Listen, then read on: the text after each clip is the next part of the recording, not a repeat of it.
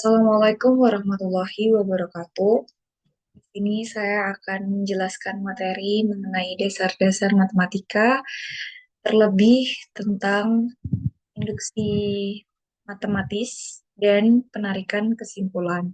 Nah, sebelumnya perkenalkan, saya Najwa Tanjung dengan NIM 25040200099 dari Prodi Pendidikan Matematika Rondo 3, Universitas Negeri Semarang tahun ajaran 2025-2026. Nah, langsung saja kita masuk ke materi yang pertama, yaitu penarikan kesimpulan. Nah, di penarikan kesimpulan ini ada 9 rumus yang akan memudahkan kita dalam melakukan penarikan kesimpulan. Yang pertama ada modus ponens, ada modus tollens, silogisme, destruktif silogisme, konjungsi, adisi, kemudian ada konstruktif dilema, destruktif dilema, dan yang terakhir ada simplifikasi. Nah, rumus-rumus ini tentunya memiliki premis yang berbeda-beda dan bentuk premis yang berbeda-beda juga. Jadi, rumus-rumus ini nantinya akan memudahkan kita ya untuk melakukan penarikan kesimpulan. Dan rumus ini juga menyesuaikan dengan premis-premis yang ada. Jadi nanti ketika ada premis yang diberikan, kita akan menyesuaikan lagi kira-kira rumus mana yang akan kita gunakan untuk menarik kesimpulan. Nah, untuk mempelajari lebih dalam, kita akan berikan contoh. Di sini disebutkan, jika rumah Mahesa kotor, maka ia akan menyapunya. Mahesa tidak menyapu atau mengepel. Mahesa tidak mengepel, jadi kesimpulannya rumah Mahesa itu tidak kotor. Nah, buktikan kebenaran kesimpulan tersebut. Di sini sudah diberikan simbol-simbol yang akan kita gunakan untuk mempermudah ya, agar premis yang ditulis tidak terlalu panjang. Di sini rumah Mahesa kotor disimbolkan dengan K, menyapu disimbolkan dengan S, dan mengepel disimbolkan dengan P. Kemudian masuk ke penyelesaian.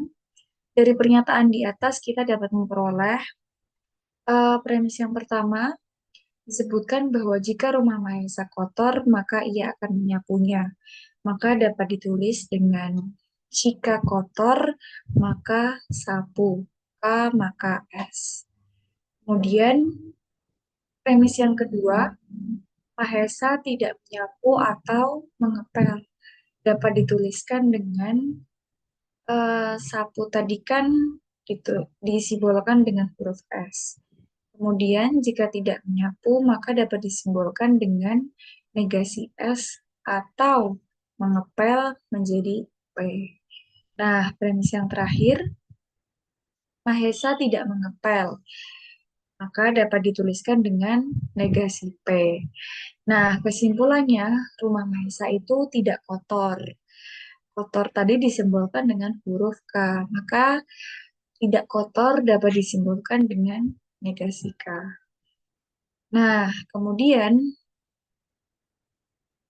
dari ketiga premis tersebut, kita akan melakukan penyelesaian. Yang pertama, kita dapat mengubah premis yang kedua dengan rumus implikasi sehingga dia menjadi S maka P. Kemudian setelah kita melakukan implikasi terhadap premis 2, kita dapat melakukan langkah selanjutnya, yaitu kita dapat melakukan silogisme terhadap premis 1 dan premis 4. Premis 1 tadi dikatakan bahwa K maka S. Kemudian premis yang keempat S maka P, maka S bisa dicoret dan akan menghasilkan K maka P. Nah, yang terakhir, kita dapat melakukan modus tollens dari persamaan 3 dan premis 3 dan premis 5, maaf. Premis 3 tadi disebutkan bahwa ini negasi P. Nah, premis 5 ini K maka P. Nah, kalau kita lakukan modus tollens, K maka P, kemudian negasi P, itu akan menghasilkan negasi K. Nah, jadi terbukti tadi kan di sini sudah dikatakan bahwa kesimpulannya rumah Mahesa tidak kotor dapat disimpulkan dengan negasi K. Nah, di sini sudah dapat kita buktikan bahwa hasilnya itu negasi K. Jadi terbukti bahwa rumah Mahesa itu tidak kotor. Nah, kemudian kita akan masuk ke materi yang kedua, yaitu pembuktian matematis atau induksi matematis. Di sini langsung saja kita berikan contoh permasalahannya agar lebih mudah untuk memahaminya. Nah, di sini ada permasalahan yang menyatakan buktikan bahwa pernyataan berikut berlaku untuk setiap bilangan asli n. Di sini diberikan ada sebuah persamaan, yaitu 2 tambah 4 tambah 6 tambah dan seterusnya hingga ditambah 2n itu akan sama rumusnya dengan n dikali n plus 1. Nah, langsung saja kita masuk ke dalam langkah penyelesaian. Di sini, untuk membuktikan suatu pernyataan, kita harus melakukan induksi matematis, di mana langkah yang pertama itu kita perlu membuktikan bahwa n sama dengan 1 itu berlaku benar atau tidak. Nah, di sini langsung saja kita akan membuktikan untuk n sama dengan 1. Nah, di sini langsung dimasukkan aja 1 ke dalam persamaan yang ada 2, n-nya diganti 1, kemudian ini juga sama, n-nya digantikan dengan angka 1, kemudian kita operasikan, akan menghasilkan 2 dikali 1 sama dengan 2, dan ini 1 ditambah 1 sama dengan 2, 2 dikalikan 1 sama dengan 2. Nah, ini kan antara ruas kanan dan ruas kiri itu sudah sama, jadi jelas bahwa P1 itu benar. Kemudian, untuk langkah yang kedua, kita akan buktikan jika N itu sama dengan K. Nah, jadi kita ubah semua N yang ada di dalam persamaan tersebut digantikan dengan huruf K. Nah, persamaan tersebut menjadi 2 plus 4 plus 6 plus dan seterusnya plus 2K sama dengan K dikalikan K plus 1. Nah, ini untuk N sama dengan K, kita asumsikan bahwa ini adalah persamaan yang benar.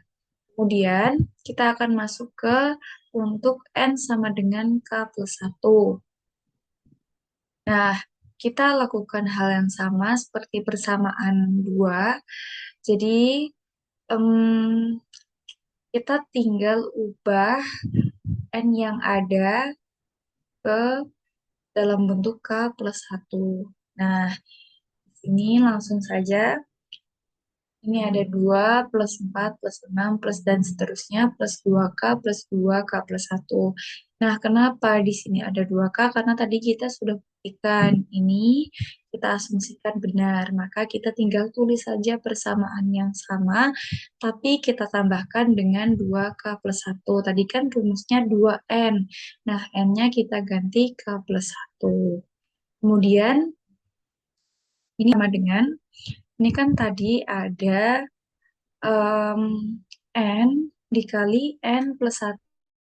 Nah, kita ganti K plus 1. Ini juga sama, akan menghasilkan persamaan berikut. Kemudian angka yang selanjutnya, ini kan tadi dari persamaan 2 kita sudah dapat nih. Ini kan sama dengan K, K plus 1. Nah, ini berarti kita ganti ke dalam bentuk persamaan 2, yaitu K dikali K plus 1. Ini ditulis sama aja, sama yang atasnya. Kemudian yang ini kita operasikan. Jadi kan dapat disederhanakan menjadi K plus 2. Nah, kemudian ini kita lakukan operasi, di mana ini K dikali K akan menghasilkan K kuadrat. Ini K dikali 1 akan menghasilkan K, 2 dikali K akan menghasilkan 2K, dan 2 dikali 1 akan menghasilkan 2. Kemudian yang ini ditulis sama aja kayak yang sebelumnya. Ini langkah selanjutnya kita akan sederhanakan ini ke dalam bentuk yang lebih sederhana. Ini ditulis sama aja, kemudian ini kan K plus 2K dapat kita tuliskan menjadi 3K, dan ini plus 2. Ini dibiarkan saja sama seperti sebelumnya. Kemudian kita dapat menyederhanakan bentuk K kuadrat plus 3K plus 2 menjadi bentuk K plus 1, K plus 2. Nah, ini kan antara ruas kiri dan ruas kanan sudah menghasilkan persamaan yang sama. Jadi, terbukti bahwa persamaan tadi itu berlaku benar untuk setiap bilangan n. Nah, kiranya cukup sekian penjelasan dari saya. Terima kasih. Mohon maaf jika ada kesalahan kata atau kesalahan penulisan.